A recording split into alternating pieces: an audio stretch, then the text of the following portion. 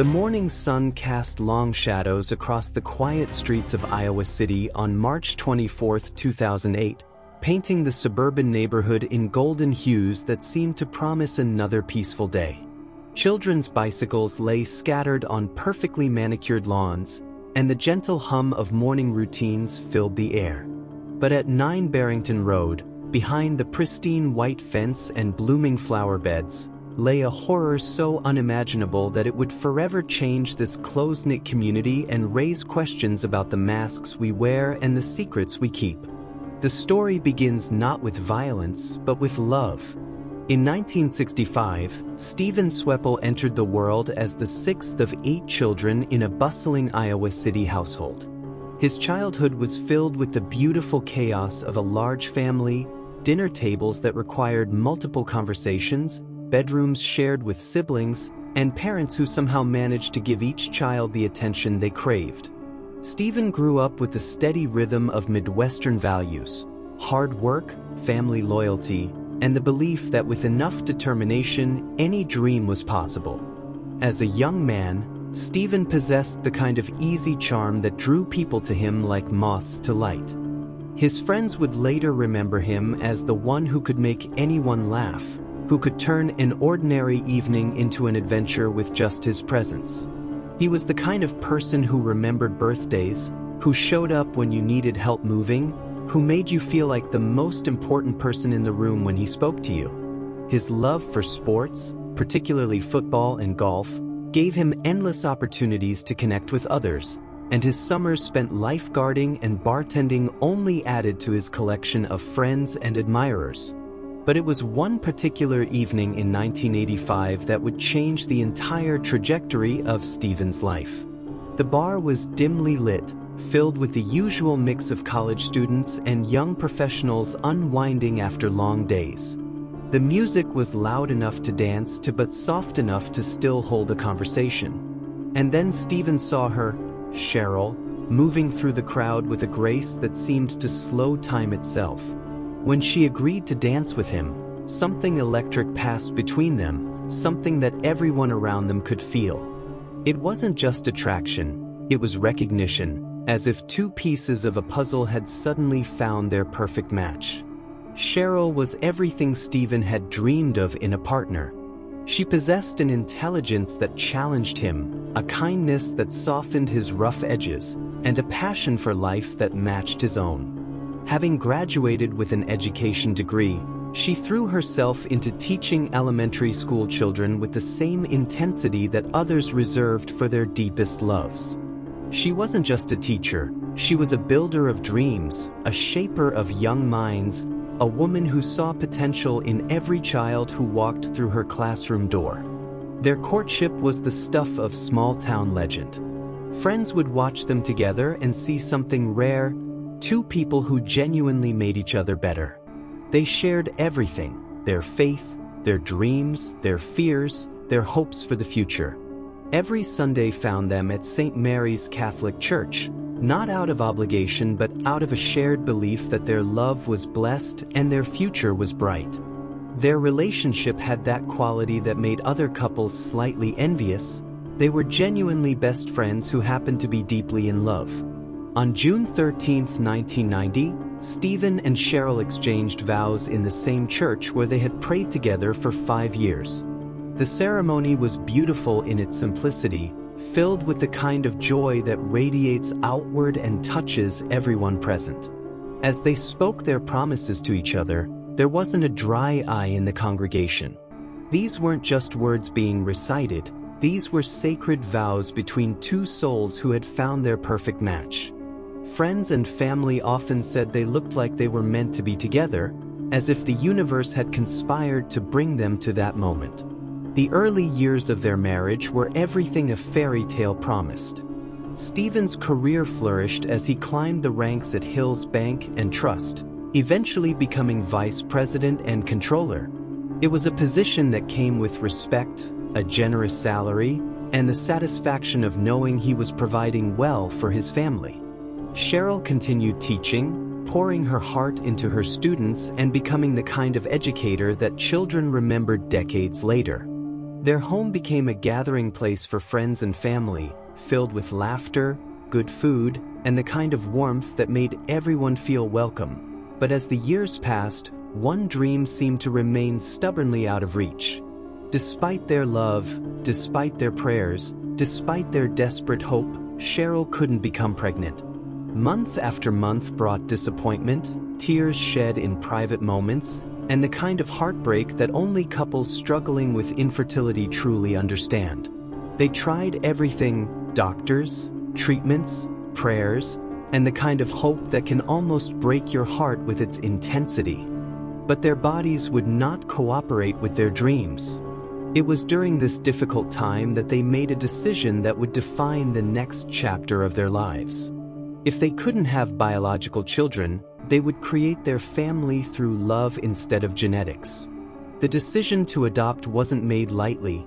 It came after countless conversations, prayers, and the kind of soul-searching that forces you to examine what family really means.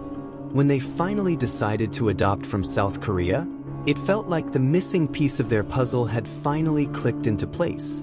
The journey to South Korea to meet their first child was filled with the kind of nervous excitement that new parents experience. But when they first laid eyes on Ethan, all their fears melted away. Born in 1997, he was already a remarkable little boy with eyes that seemed to hold wisdom beyond his years. At 10 years old when the tragedy struck, Ethan had become the kind of child every parent dreams of raising. His intelligence was matched only by his kindness, and his musical talents on the cello filled their home with beautiful melodies. He loved fishing with his father, those quiet moments on the water where they could talk about everything and nothing. His soccer games became family events, with Steven and Cheryl cheering from the sidelines like the proudest parents in the world. Seth, born in 1999 and 8 years old at the time of his death, was their sensitive soul, the child who felt everything deeply and loved with his whole heart. Animals gravitated toward him as if they sensed his gentle spirit, and he had a way with growing things that seemed almost magical. His love for nature and flowers meant their yard was always filled with the results of his careful tending. Though shy by nature, his adventurous spirit led him to explore every corner of their property and beyond, always returning with stories of what he had discovered. Mira, born in 2002 and 5 years old, was pure sunshine in human form. Her energy was infectious, her laughter could fill any room, and her eagerness to learn magic tricks made every family gathering feel like a performance. She was the child who could turn any ordinary moment into something special, who saw wonder in everything around her. Christmas mornings were particularly magical because of Myra's excitement, her joy becoming everyone else's joy. And then there was Eleanor, born in 2004 and only 3 years old, the baby of the family who had wrapped her adoptive father around her tiny finger from the moment she arrived. Their bond was obvious to everyone who saw them together. The way Steven's entire face would light up when she entered a room, the way she would reach for him first whenever she was scared or tired. She was at that magical age where everything was new and wonderful, where the world was filled with possibilities and every day brought new discoveries. The Sueppel family had become everything Steven and Cheryl had dreamed of and more. Their home at 9 Barrington Road was the kind of place where children's laughter echoed through the hallways, where family dinners were occasions for sharing the day's adventures, where bedtime stories were opportunities for bonding. Cheryl had made the difficult decision to leave her full-time teaching position after their second adoption, but she hadn't left education behind. Instead, she channeled her passion into community involvement, organizing book clubs, volunteering at the Iowa Children's Museum, and creating the kind of enriching environment that helped all children thrive. Their extended family embraced the children completely. Grandparents who lived nearby became regular fixtures in their lives, providing the kind of intergenerational love that gives children deep roots and strong wings. The children's relationships with their grandparents were sources of joy for everyone involved, creating memories that should have lasted lifetimes. the Sueppel family's faith remained central to their lives. Every Sunday found them at St. Mary's Catholic Church, not just attending but participating, contributing to their community, and raising their children with the same values that had brought Steven and Cheryl together. Their pastor would later remember them as a family that seemed to embody everything good about family life: love, commitment, service to others, and joy in simple pleasures. Steven and Cheryl were married at St. Mary's Catholic Church on June 16, 1990, and all their children were baptized there. The church wasn't just a place they attended, it was part of their identity, part of the foundation upon which they had built their lives. Father Kuntz from St. Mary's noted that the family had attended Easter Mass just days before the tragedy, and everything seemed normal. From the outside, the Sueppels appeared to be living the American dream. Steven's position at the bank provided financial stability. Cheryl's devotion to their children created a nurturing home environment, and the children were thriving in every way that mattered. Neighbors consistently praised them for their stability, their kindness, and the way they had opened their hearts and home to children who needed love. They were the kind of family that made others believe in the possibility of happiness, the kind of family that proved love could conquer any obstacle. But beneath this perfect surface, Steven was carrying a burden that was slowly crushing him. The pressure of maintaining their lifestyle, of being the provider his family depended on, of living up to the image of success he had created, was becoming unbearable. And somewhere along the way, he made a decision that would eventually destroy everything he had worked so hard to build. The theft began small, perhaps just a temporary loan he intended to pay back. But once the line was crossed, it became easier to cross it again and again.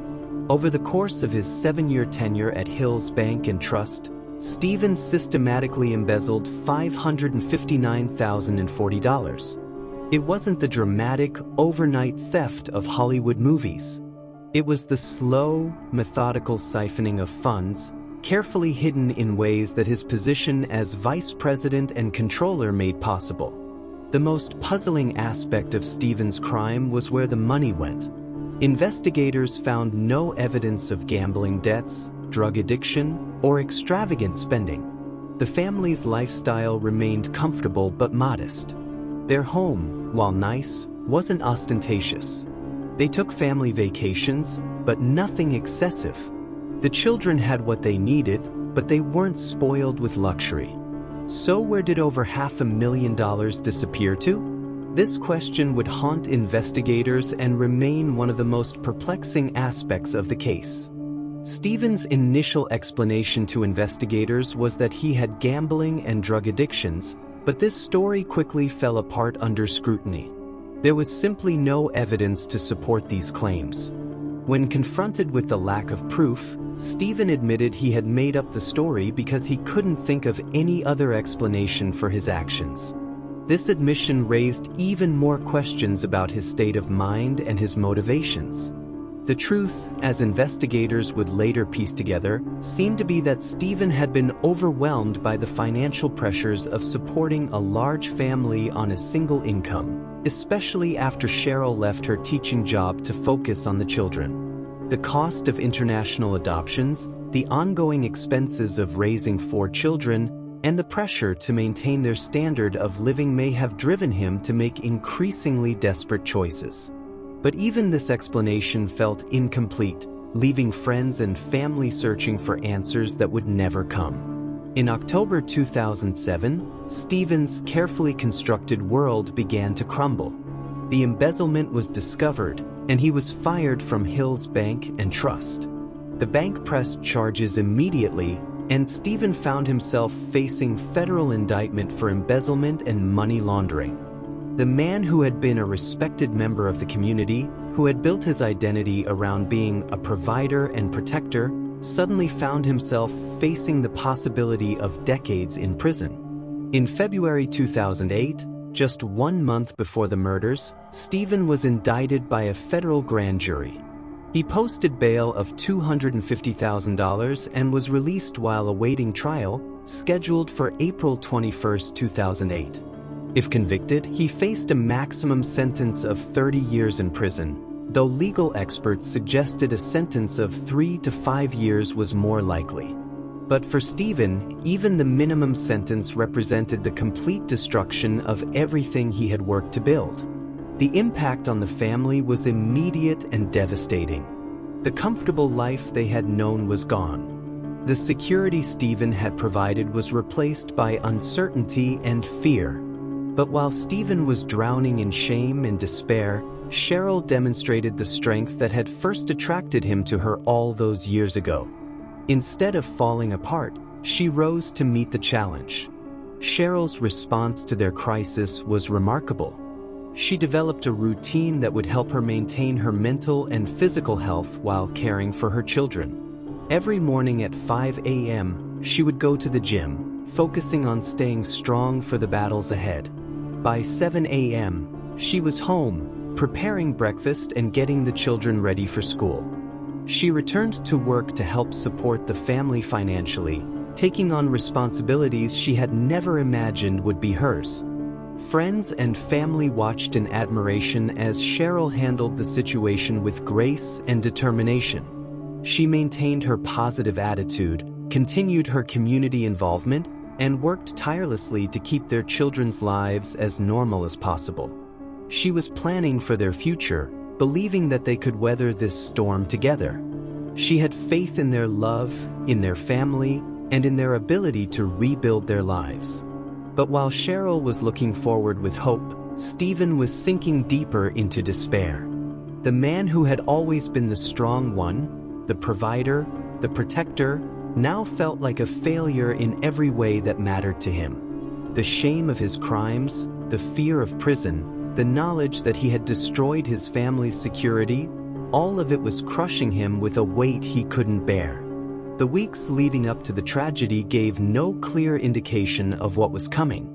Steven maintained his facade of normalcy, going through the motions of daily life while his inner world was collapsing. He attended church with his family, participated in family activities, and continued to play the role of loving husband and father.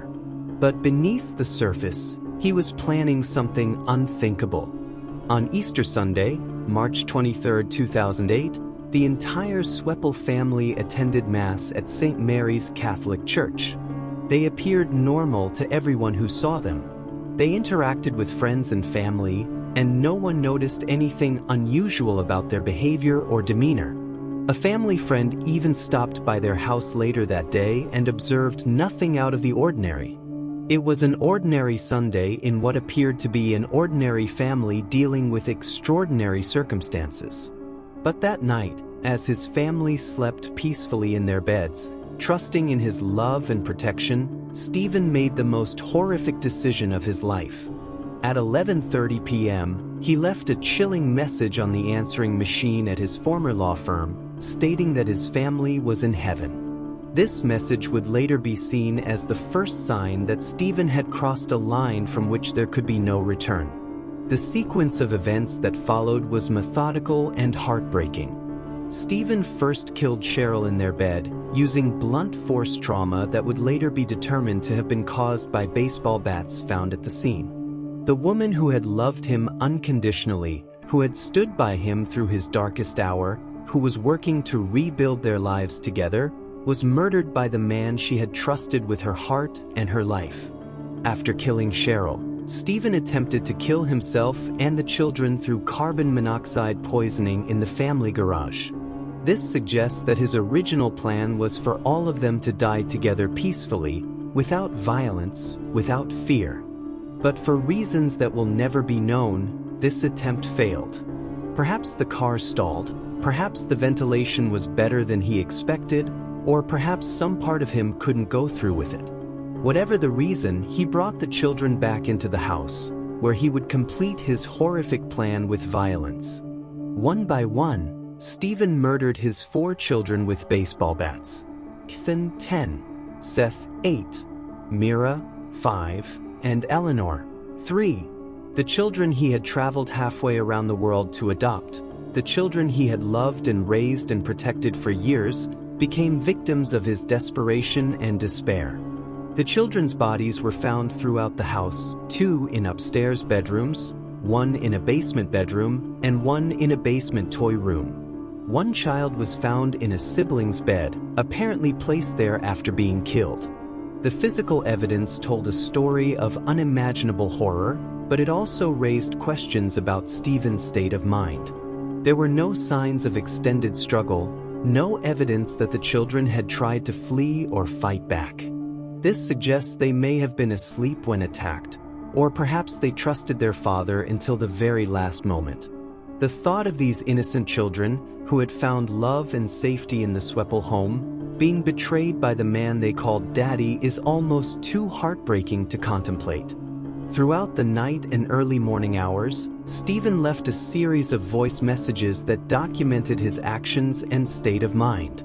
At 3:52 a.m. and 4:01 a.m., he left messages on his family's answering machine. These messages, along with calls to his former employer and his brother's law office, provided investigators with a timeline of events and insight into Steven's mental state. The tone of these messages was described as eerily calm and devoid of emotion, as if he had disconnected from the reality of what he had done. In one of the messages, Steven expressed regret and apologized repeatedly. In another, he described a failed attempt to drown himself in a river, saying he tried to drown but just kept floating. These messages painted a picture of a man who was completely broken, who had destroyed everything he loved, and who was now desperately trying to find a way to end his own suffering. At 6:31 a.m. on Monday morning, Steven called 911 from his cell phone, asked police to visit his house immediately, and hung up without identifying himself. This was his final act of responsibility, ensuring that his family's bodies would be found and that the truth would be known. 5 minutes later, at 6:36 a.m., Steven committed suicide by driving the family's minivan into a concrete pillar on Interstate 80 at high speed. The vehicle exploded into flames, and Steven died in the fire. When police arrived at 9 Barrington Road, they found a scene that would haunt them for years to come. The 5 family members had died from blunt force trauma to their upper torsos and heads, and 2 baseball bats were recovered as evidence. But along with the physical evidence, they found something that provided insight into Steven's mindset, a 4-page handwritten note left on the kitchen table. The note was addressed to surviving family members and detailed how Steven had killed his family and attempted to kill himself. In the note, Steven apologized numerous times and indicated that he believed he was doing the best thing he could for his family. He wrote about his expected absence from home due to his impending imprisonment and his belief that this would leave Cheryl alone to raise and support 4 children. The note had an apologetic tone throughout, suggesting that Steven genuinely believed he was saving his family from a fate worse than death. This twisted logic, that death was preferable to life without him, revealed the depth of Steven's narcissism and his complete inability to conceive of a future where his family could survive and thrive without him. He saw himself as so essential to their well-being that he couldn't imagine them being better off without him, even if his presence meant poverty and shame. It was the ultimate act of selfishness disguised as sacrifice.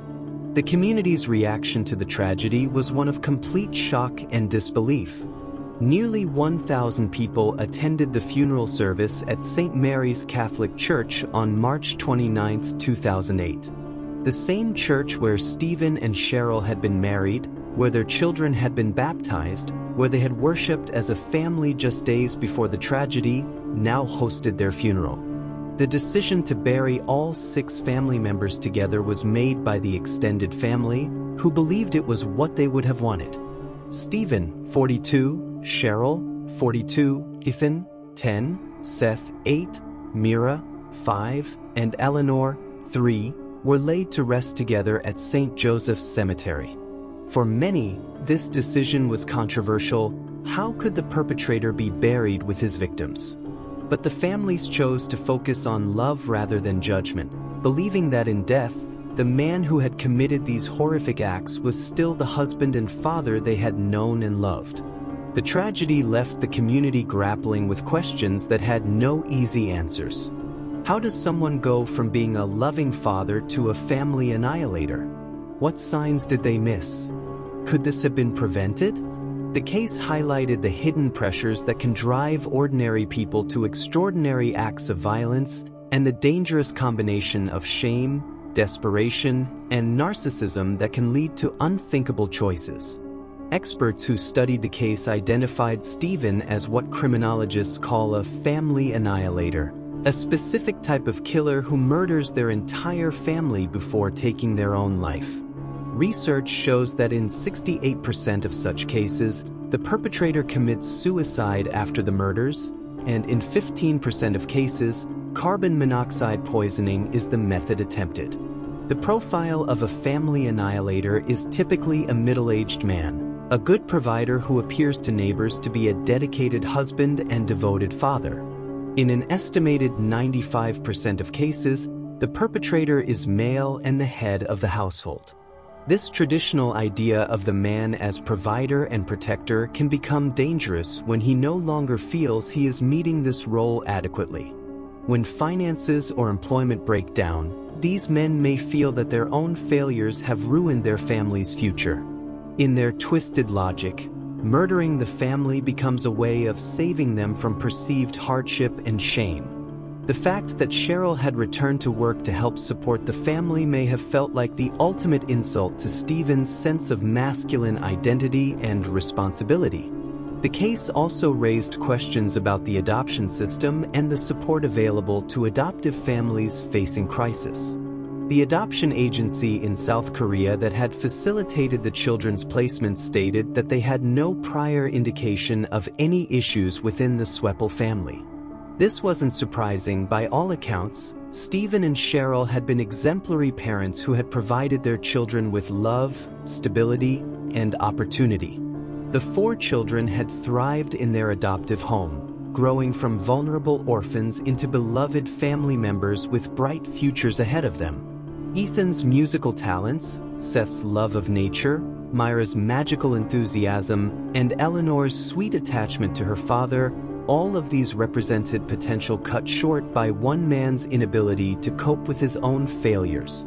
The financial mystery of where the embezzled money went was never fully solved.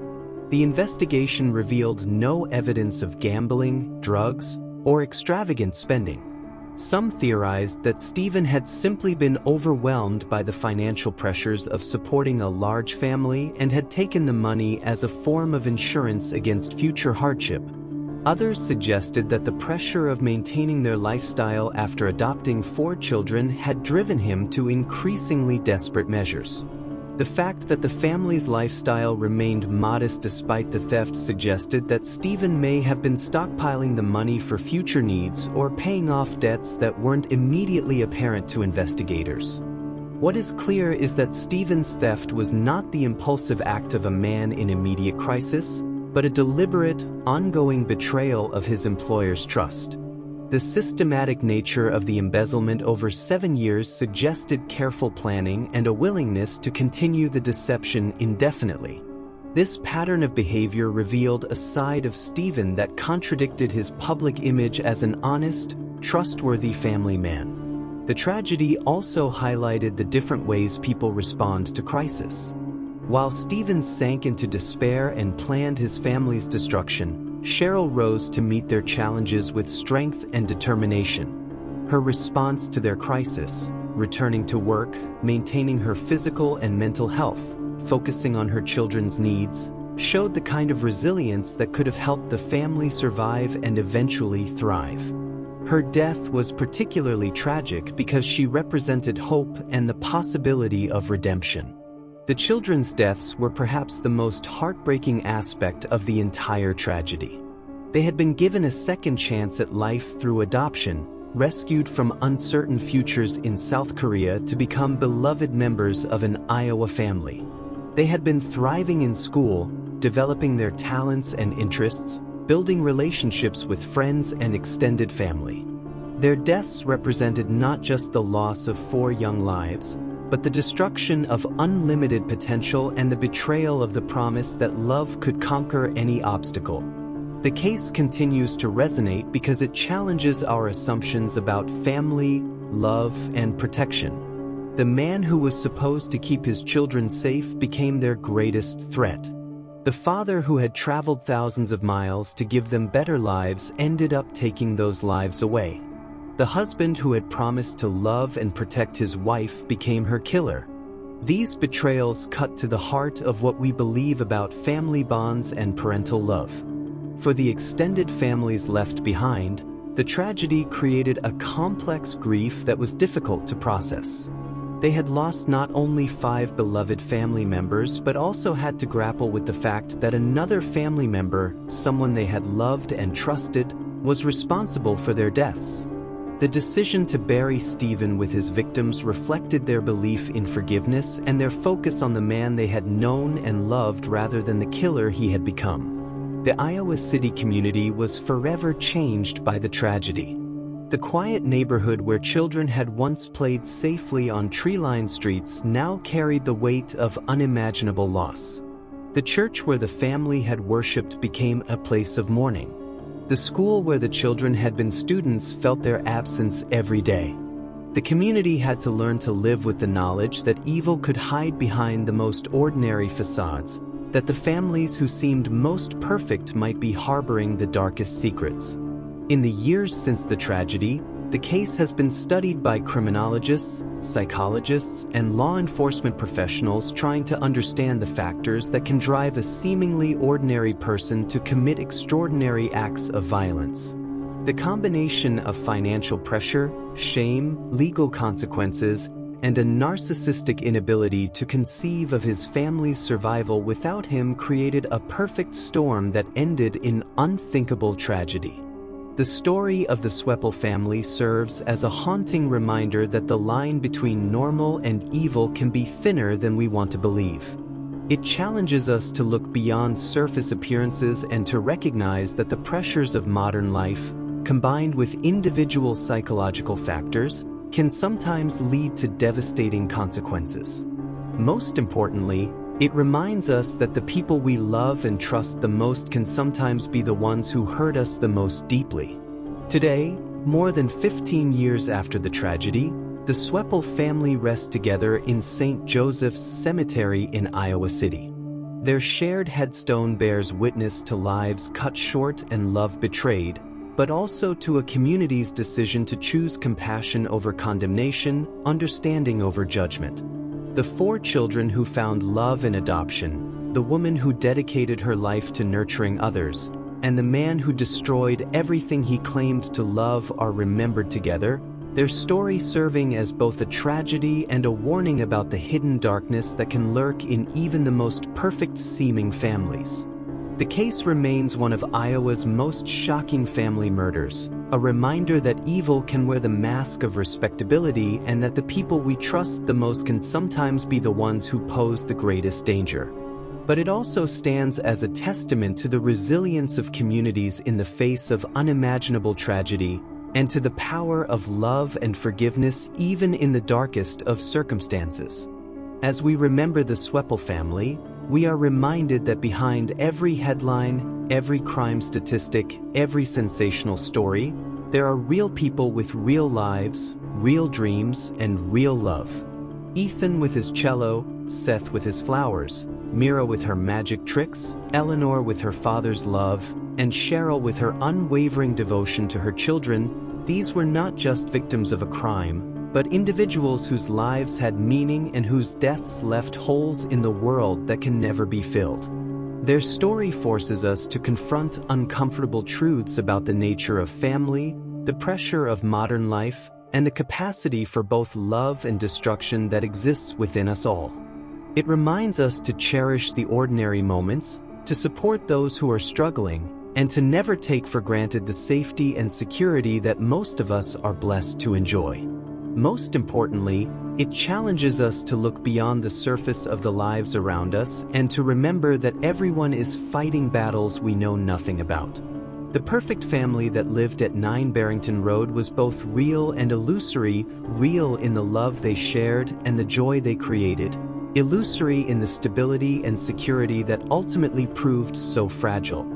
Their story will continue to haunt and educate, serving as both a tragedy to be mourned and a lesson to be learned about the complexity of human nature and the unpredictable paths that life can take.